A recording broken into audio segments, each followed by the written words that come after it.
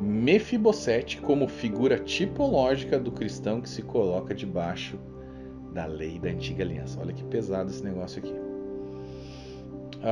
Mefibosete era filho de Jonatas e neto de Saul, né? Não sei se você sabe, mas esse era Mefibosete. Olha o que diz ali 2 Samuel 4:4. Jonatas, filho de Saul, tinha um filho aleijado dos pés. Ele tinha 5 anos de idade quando chegou a notícia de Jezreel de que Saul e Jonatas haviam morrido. Sua ama o apanhou e fugiu, mas na pressa ela o deixou cair e ele ficou manco. Seu nome era Mefibosete. Tá, a história dele continua ali em 2 Samuel capítulo 9, olha só. Certa ocasião, Davi perguntou: resta ainda alguém da família de Saul a quem eu possa mostrar lealdade por causa de minha amizade com Jonatas? Então chamaram Ziba, um dos servos de Saul, para apresentar-se a Davi, e o rei lhe perguntou: você é Ziba? Sou teu servo, respondeu ele. Perguntou-lhe Davi: resta ainda alguém da família de Saul a quem eu possa mostrar a lealdade de Deus? Respondeu Ziba: ainda há um filho de Jonatas aleijado dos pés. Onde está ele? Perguntou o rei. Ziba respondeu: na casa de Maquir, filho de Amiel, em Lodebar. Então o rei Davi mandou trazê-lo de Lodebar. Quando Mefibosete, filho de Jonatas e neto de Saul, compareceu diante de Davi, prostrou-se rosto em terra. Mefibosete? Perguntou Davi. Ele respondeu: sim, sou teu servo. Não tenha medo, disse-lhe Davi, pois é certo que eu tratarei com bondade por causa de minha amizade com Jonatas, seu pai. Vou devolver-lhe todas as terras que pertenciam ao seu avô Saul, e você comerá sempre à minha mesa. Mefibosete prostrou-se e disse: quem é o teu servo para que te preocupes com um cão morto como eu?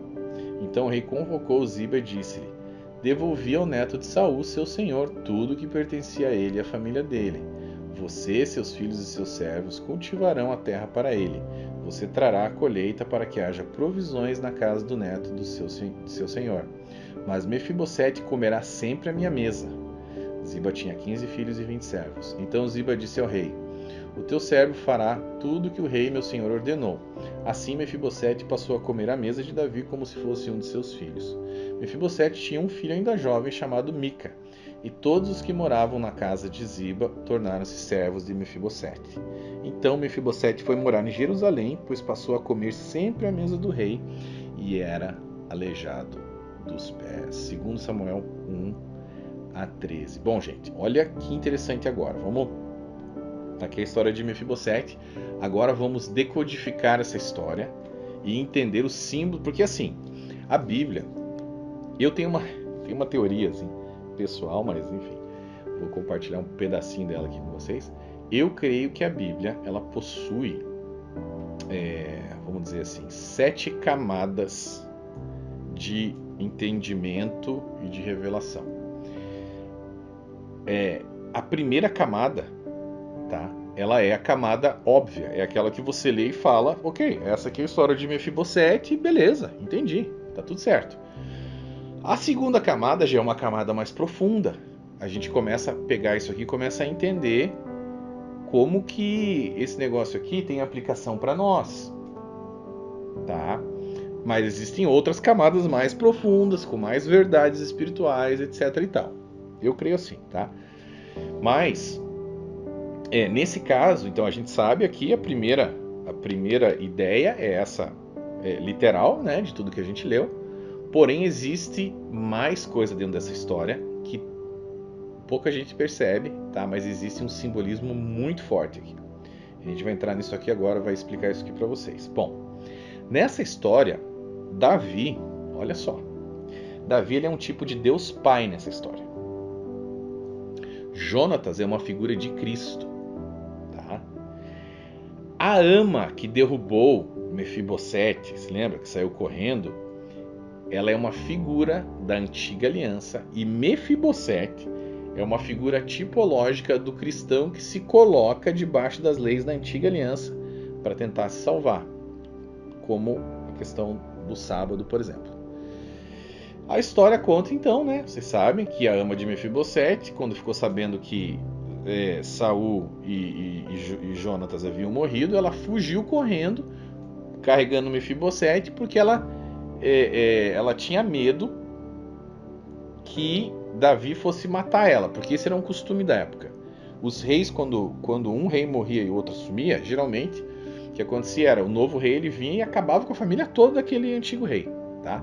Então ela saiu correndo com medo, derrubou Mefibosete e acabou fazendo com que ele ficasse aleijado. Se lembra ali, ó? Sua ama o apanhou e fugiu, mas na pressa ela o deixou cair e ele ficou manco, né? Então assim, isso dentro dessa figura simbólica, gente, isso nos mostra o quê? Que todo cristão que se coloca debaixo da lei como forma para tentar se justificar diante de Deus, ele se torna um aleijado. E constantemente ele foge de Deus, tá? Porque ele sabe que ele nunca vai ser bom o suficiente para guardar toda a lei. Ele é manco. Por que ele é manco? Porque a lei está sempre quebrando as pernas dele ali. Sempre fala, ó, você não consegue me guardar, você não consegue. Quebra as pernas do cara. Porque na verdade ela também nunca vai ter poder para salvar essa pessoa de maneira definitiva. Aquilo ali era um aio, né? Então, esse cristão, dessa forma aí, ele vive uma vida de constante fuga, medo de Deus. Por isso ele nunca consegue entrar num relacionamento mais íntimo com Deus. Porque ele tem vergonha. Aquela história do cara que peca e daí tem vergonha de Deus. Quer ficar... É a mesma coisa. O cara que tenta ser justificado pela lei, ele não vai conseguir encarar Deus. Porque ele não vai conseguir guardar toda a lei. O cara que se propõe a guardar o sábado, ele está com esse mesmo problema. Porque ele não vai conseguir guardar o sábado da maneira correta. Nunca. E vai ter um problema. Vai ter um problema porque agora ele tem que se esconder de Deus. Bom, a história ainda diz o quê? Que Mefibosete, ele fugiu para uma cidade chamada Lodebar. Olha lá, mandou trazê-lo de Lodebar.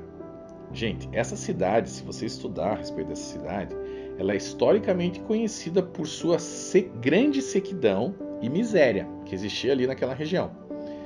E também o fato de que todos os moradores dessa cidade eram mendigos e doentes. É nesse local, entenda que isso é uma representação também do local, do ambiente em que vive um cristão legalista. Tá? Ele vive numa sequidão. Por quê? Porque ele não conheceu o verdadeiro evangelho da graça de Jesus. Ele está tomando água salgada, ele está vivendo numa sequidão. A vida dessa pessoa é de uma constante miséria e sequidão, tá? Porque a água não flui sobre ele e nem de dentro dele, não. Ele está ali na seca. Porque ele não possui um verdadeiro relacionamento com Deus, tá?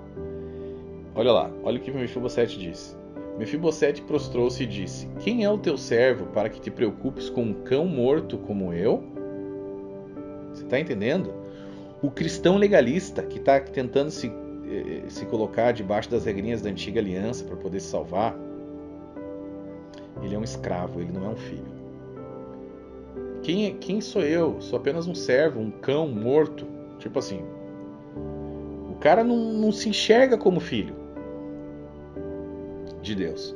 Por quê? Porque ele coloca o legalismo e as suas próprias obras como forma de justificação diante de Deus. Isso aí acaba colocando o quê? Uma barreira intransponível entre ele e Deus, tá? E essas pessoas não conseguem ter um relacionamento com Deus por causa disso. Por quê? Porque ele está oferecendo apenas obras da lei e não é isso que ele quer. Ele quer ter um relacionamento com a gente. Então, por mais que essas pessoas tentem se esforçar para agradar a Deus através de obras, isso nunca será suficiente, nunca, tá? Não só não é suficiente, como faz com que a gente decaia da graça de Deus. Somente, gente, o sacrifício na cruz, a expiação total que ele fez por nós, é suficiente para nos colocar numa verdadeira posição de descanso, sabendo que agora nós somos salvos pelo que ele fez por nós e não temos mais a condenação da morte eterna pelo pecado. A gente também vê que Davi, né, nessa história, que é uma figura de Deus Pai, o que ele faz? Ele chama Mefibosete para sentar à mesa com ele, pelo amor da aliança que ele tinha feito com Jonatas. Entenda, é exatamente isso que acontece na nova aliança. Deus Pai, por amor à aliança que ele fez com Deus Filho, que é Jesus, ele nos chama para sentar à mesa com ele, que é a mesa que representa a graça. Tá? Olha, lembra o que Davi falou ali? Ó. Não tenha medo, disse-lhe Davi, pois é certo que eu tratarei com bondade por causa da minha amizade com Jonatas, e você comerá sempre à minha mesa.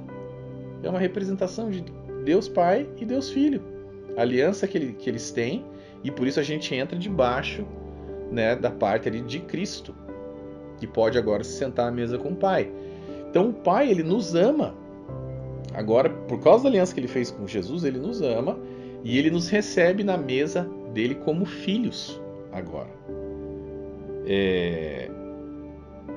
Porque a gente está debaixo dessa nova aliança agora, né, que foi feita entre Deus Pai e Deus Filho. E a gente entra como agregados de Cristo ali. Então, é importante que para que isso ocorra com o adventista, ele precisa parar de fugir, gente. Ele precisa parar de fugir da presença de Deus. E ele tem que entrar no relacionamento com Deus. Nesse caso, Mefibosete tem que entrar no relacionamento com Davi, né? E ele tem que aceitar a graça que Davi estava dando para ele, da mesma forma que a gente tem que aceitar a graça de Cristo, que foi o presente que ele deu. Então, quando o cristão legalista finalmente ele aceita essa graça e ele entra nesse relacionamento com Deus Pai, ele passa a morar, assim como Mefibosete passou a morar em Jerusalém, o cristão legalista agora sai da sequidão da cidade de Lodebar e passa a morar agora em Jerusalém também, que é o que? O reino de Deus. Ele saiu da miséria do legalismo e agora ele entrou no reino de Deus, que é representado nessa história por Jerusalém. E ele passa a comer na mesa. Olha que coisa linda! Passa a comer na mesa do Pai todos os dias, de uma forma íntima. Então, essa mesa, olha que interessante. Essa mesa que representa a graça, ela faz com que todos que estão sentados à mesa sejam iguais perante Deus agora. E Deus olha para eles como se fossem realmente filhos. Não importa agora se o cara era judeu e entrou na nova aliança, não importa se o cara era pagão, entrou na nova aliança, não importa se o cara era adventista, entrou na nova aliança, era maçom, se era satanista, se era o que for. Ele aceitou a justificação pela fé em Cristo, ele recebeu a graça, ele sentou na mesa com o Pai, agora ele é filho. E olha que interessante, quem senta na mesa com o Pai, quando você senta numa mesa com uma pessoa, você olha para ela, cara a cara, e você não vê mais as pernas dela. Ou seja, você não vê mais que se essa pessoa tem ou não pés aleijados. Não, agora todo mundo ficou igual. Não tem mais essa, você não está mais aleijado. Você não está mais com esse problema da lei, agora você está na graça. Claro, essa mesa também, ela representa a ceia que nós teremos das bodas do Cordeiro, que a gente vai ter na Nova Jerusalém, né?